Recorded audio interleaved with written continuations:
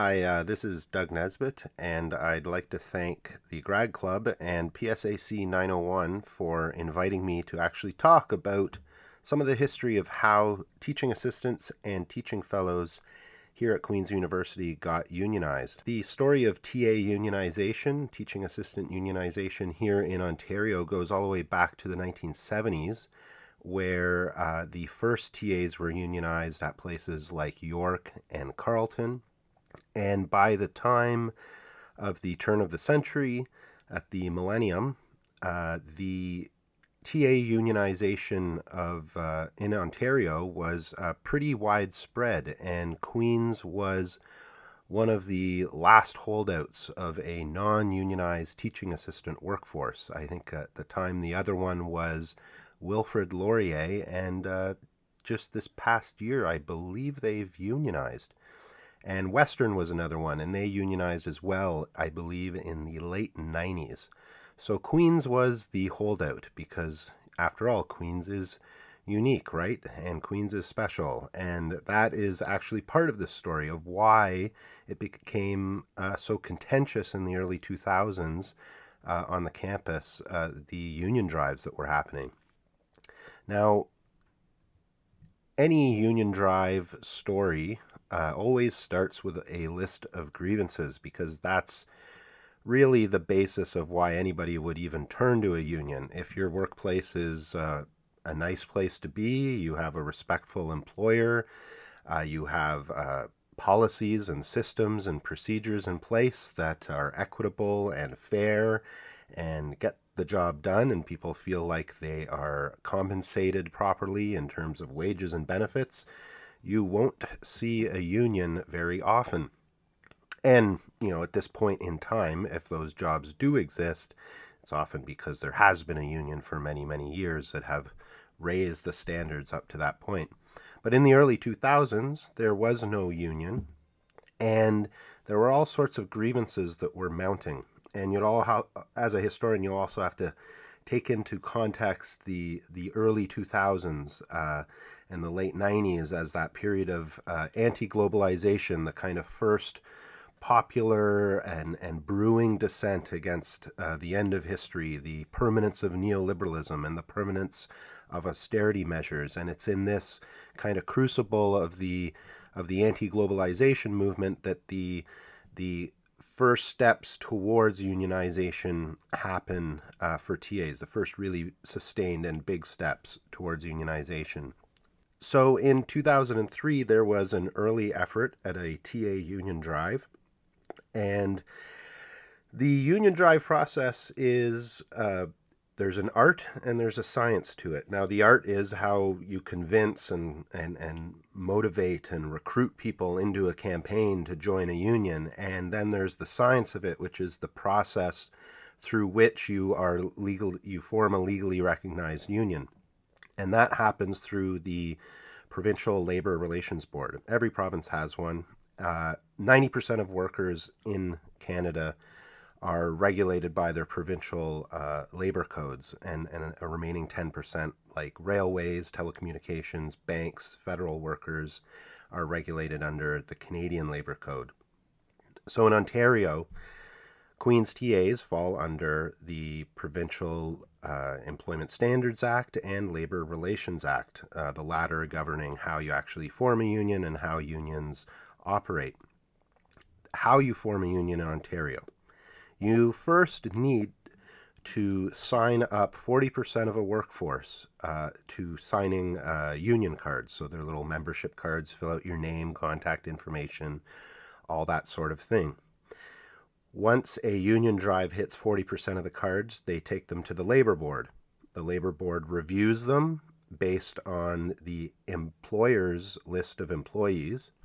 And once confirmed, they set up a vote to happen. And in that vote, the second stage of the unionization process, the union requires a 50% plus one majority of people voting, not the entire workforce, of people voting in order to form a union. If it fails, then the union it fails, it's defeated, and you have to wait a full calendar year before you can apply again to the labor board for another vote to form a union. Supposing you do actually win and you get that union recognition, then the union has to initiate bargaining with the employer, and there's a process of bargaining a first contract, which is a whole thing I won't get into until later. So in 2003 and 2004, out of a cohort of graduate students who had come out of that period of the anti-globalization movement, and then as well the anti-war movement. There's a lot of activism on campuses, and there is a turn to unionize the Queen's TAs. Now, what are the grievances? Why are people wanting to join a union at Queen's? Well, at the time, 2003, not that long ago, there isn't even an employment policy for teaching assistants at Queen's. There are no governing rules, no governing structures. It's a completely arbitrary system of allocating teaching assistant positions to graduate students. So you can imagine the problems that run rampant. There's favoritism. It's, of course, arbitrary. There's no transparency. Nobody knows how person A got the TA contract and person B didn't. And there are no clear grievance procedures. If you have an issue, who do you turn to? There are no grievance procedures to speak of. Now, back in the day, you would usually go to the Human Rights Office on the campus, but you could also go to the Employment Standards. You could go to the Ministry of Labor and file a complaint. Now, if anybody's familiar with that process, it can take months and even years for a complaint to get addressed. Given our short amount of time that we are at graduate school, especially master's students, you could have your issue addressed after you've graduated, and that's exactly why nobody really pursues that route. What are the other issues? There are no actual contracts. There's no obligation for teaching assistants to sign any kind of contract that outlines any kind of question of working hours, what their pay is, all that sort of thing. That is negotiated informally with instructors, with faculty, with heads of departments, and so on. So there's really a mountain of grievances around just the lack of any kind of standards across the university and how teaching assistant positions are created, how hiring happens, and then how those jobs actually are governed and regulated. So in 2003, there is a union drive, and it fails because when the union activists on the campus, working with, I believe it was the Canadian Union of Public Employees, submitted the cards to the Labor Relations Board, the Labor Relations Board said, you don't even meet the 40% threshold. So that failed. They couldn't even get a vote. They didn't meet the 40% threshold. But the consequence of that union drive was to spook the administration. So in 2005, employment policies for teaching assistants were put in place, and they were governed by the Senate. But it's also worth mentioning, and this is one of the grievances that would mount over the years leading up to the successful drive, was that the Senate employment policy, even though it had a pay structure and had a regulation of workload, there was absolutely no TA representation involved in formulating that employment policy or governing and regulating and overseeing that policy. And there was still no employment contract. That teaching assistant or teaching fellow form that you sign at the start of your contract, none of that sort of thing existed. No document that you could return to and point out that, my hours are X and I'm going to be going over soon, or I have gone over. None of that sort of thing. Or I'm working outside of what my agreed area of work would be. So in 2005, there's some standards actually set up. And a year after that, there's another drive. And here, There is another vote. This time they hit that 40% threshold. They get the vote and they lose the vote. And this also relates to the previous drive where they didn't even get the 40% card signed, is that the employer, Queen's University, is the one that has the employee list. So the union drive, for the people who are trying to build the union, trying to recruit people to the union, trying to sign those 40% union cards to get that vote, they have no idea how many cards they actually have to sign. It's all informed guesswork. And the employer is not going to give you that list to help you along, especially if they want to keep the union out. Now, in 2008, this is where things get interesting, because after these failed drives, there is a bit of a lull between 2006 and 2008 for the next union drive to start. And there have been a lot of lessons learned, and a new organization is formed. This time they do not bring in a union like the Canadian Union of Public Employees, which represents most TAs in the province. They don't bring in any established union. They form their own organization, the Teaching Assistants and Fellows Association, TAFA. And TAFA is a completely grassroots, formed by graduate students organization that starts in the summer of 2008, where they begin to lay the foundations for a union drive that they will kick into high gear in September, when all the students flood into school and when a whole new cohort of graduate students begin. Excuse me, I'll take a nice big long sip here of this gin. That's good stuff. Okay, so the TAFA drive. This is exciting stuff for a nerd like me, labor history nerd. I was not yet at Queen's. I arrived in Queens in September 2009. This union drive is in the summer and fall of 2008. So, the TAFA drive. Now, all these grievances over the Senate employment policy are mounting. The weakness of the grievance policy, the fact that the pay structure that is put in place in 2005 isn't actually keeping up with the rising cost of tuition. So every year, you're actually facing a pay cut. They're related to the grievance policy. There's also the question of workload. What happens if you go over your maximum of 10 hours of work per week as a TA? Who do you turn to? Can you do anything about it? And of course, there's no kind of formal TA representation on what's happening. Now, the TAFA drive really kicks into high gear in September of 2008. And there are several aspects to how this campaign is run. First, the union realizes they don't have the resources that they actually need to run the campaign. There's no money.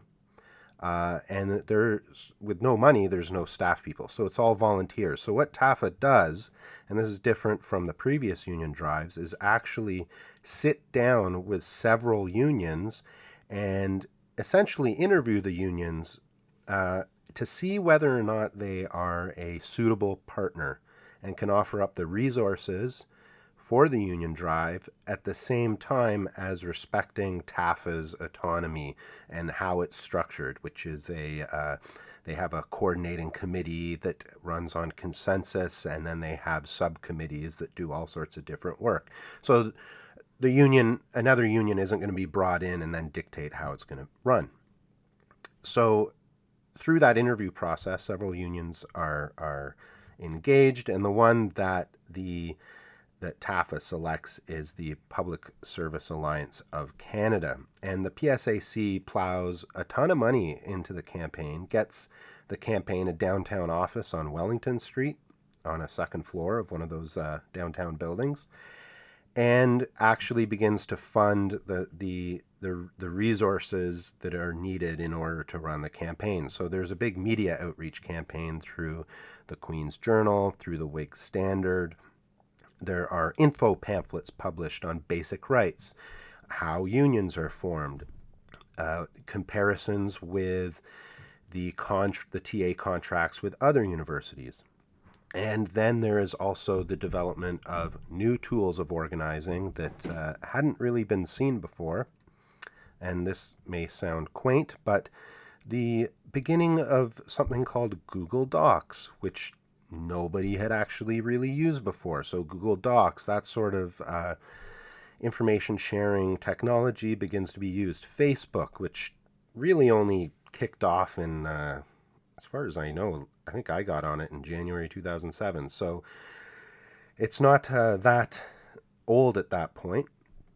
And then also building alliances. So the SGPS, the Graduate and Professional Students Society, that the SGPS Council, I believe in September of 2008, the council passed a unanimous resolution in favor of the unionization of teaching assistants.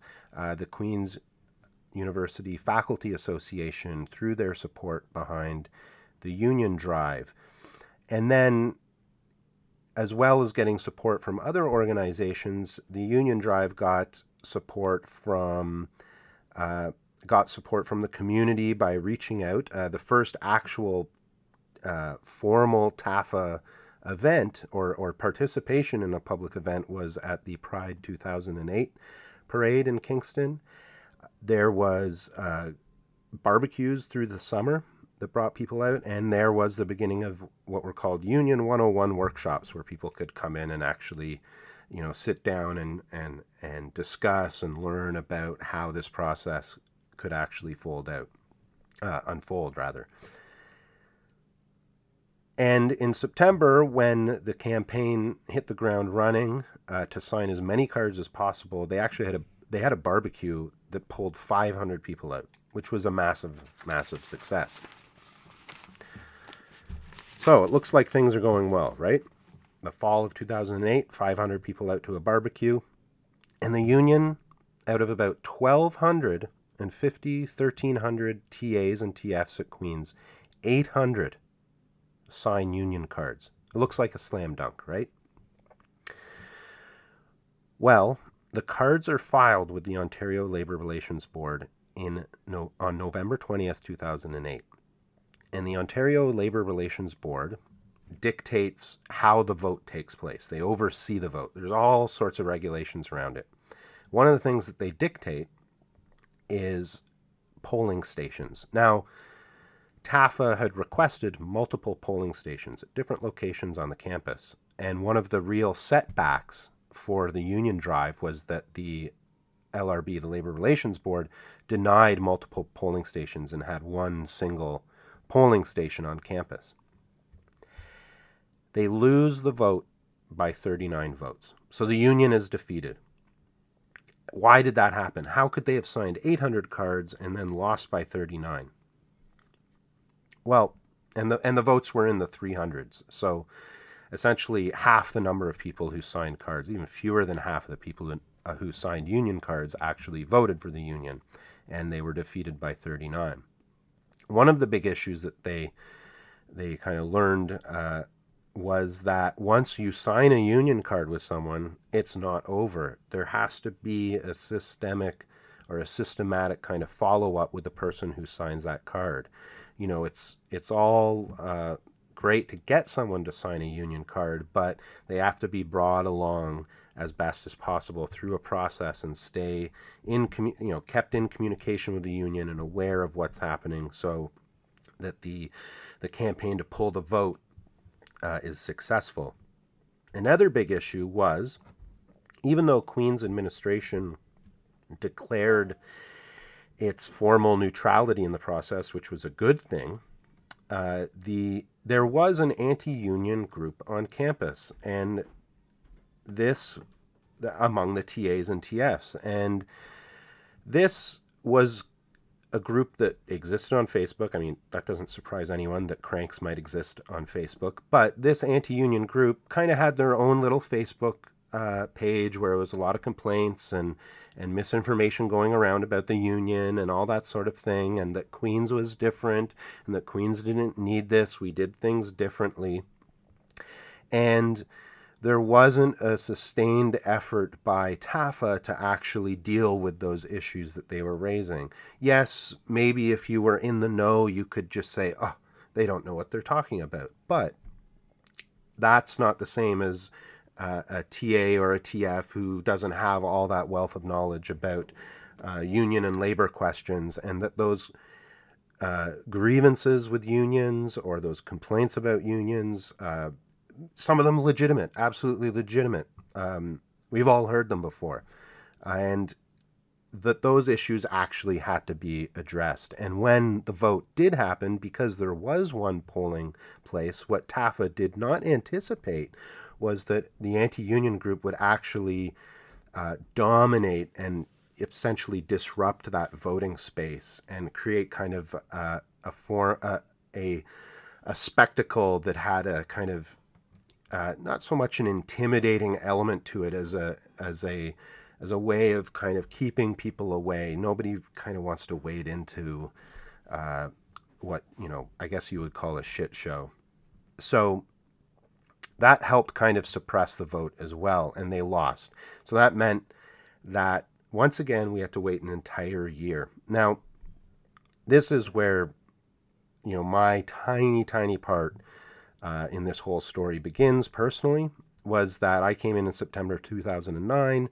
By early 2010, the union drive had restarted again, but that old cohort of graduate students who had formed TAFA, who had done all that work, who had been through the earlier drives that had failed, they all had to get the hell out of Queens. They had been there long enough. They needed to finish their degrees. They needed to get out to get jobs, to save relationships and families from the squalor and endlessness of graduate school. And so a whole new cohort of students, graduate students, got involved in the new union drive, and PSAC stuck around and kind of took the reins where TAFA collapsed. PSAC more formally stepped in to support the campaign. And in 2010, we had the vote. It was 454 to 351 in favor of the union. So we finally had a union. And then we had to negotiate a new agreement. Now, that agreement took months. And when the first union executive was elected in April 2011, a friend said, you should run for chief steward. I said, sure. So I ran for chief steward. I was elected. And in our first meeting, we sat down and we went through all the membership lists that had been built up during the successful union drive and the one before that, the TAFA union drive that had failed. And we found that essentially we no longer had any kind of organized base. During all that period of time that the contract was being negotiated, there had been no work done on building an organization, on educating TAs and TFs about their union. So in that first year of actually having an elected executive and a contract that had been ratified by the membership, meaning it was legally in place, as the chief steward, my responsibility was to build a stewards council, which means recruiting a representative or representatives from every department on campus. And my work was essentially the same as the union drives, which was knocking on doors, which was talking to people and systematically building up a stewards council, building up an awareness among the membership that they did in fact have a union, of beginning to talk to people about the issues that they were having, because those grievances and questions still remain. And then, of course, informing members that they did have certain rights in the contract, X, Y, and Z, that had to be enforced if the contract was going to be worth the paper that it was written on. And through new monthly newsletter that was distributed by email and by hand, that was piggybacked on the SGPS bulletin that went out, the weekly meetings of the executive, monthly meetings of the Stewards Council, all sorts of smaller departmental meetings. that were organized with the new contacts that we had developed in those departments began. And that was really the birth of how the union started as it exists today. We went through a series of failed union drives. We had a successful union drive, and in the intervening period of winning that drive and having a contract, we lost that base of support, organized base of support, and had to rebuild it all again. And so it's kind of interesting and exciting to talk about this history because I certainly spent a lot of time, way too many months on doing all that organizing work, but I met a lot of people. We learned a lot about how the university functioned. We were able to, as I became the president of the local the following year and then participated in the executive for a third year before I decided I had to finish my PhD, was that we learned a lot about how the university functioned, and we actually got ourselves into a position where we could begin to advocate and defend the rights of the members, because Queens is an institution run by human beings. We get caught up in what's going on. There are all sorts of motives and agendas. Some, most are great and they're fine. Some are not. There are always questions of interpretation that arise over a union contract or a TATF contract. All sorts of issues always come up. Questions of sexual harassment come up. Questions of health and safety come up about labs and the cleaning questions. Is the workplace actually clean? Questions of pay, of hours. All these issues happen, and now that we actually have a union in place, teaching assistants and teaching fellows at Queen's, and now the postdocs and the research assistants who are also now unionized with PSAC 901, we actually have a say in how our workplace is run. So as much as a union may seem like a layer of bureaucracy, as a union may seem like a pain in the ass sometimes, and trust me, it can be, we actually have a mechanism and an organization that democratizes Queens a little bit more and democratizes the workplace. So thanks very much to listening to this brief history of how the heck we actually got a union for TAs and TFs here at Queen's University. And enjoy your drink tonight. Thanks. Thanks.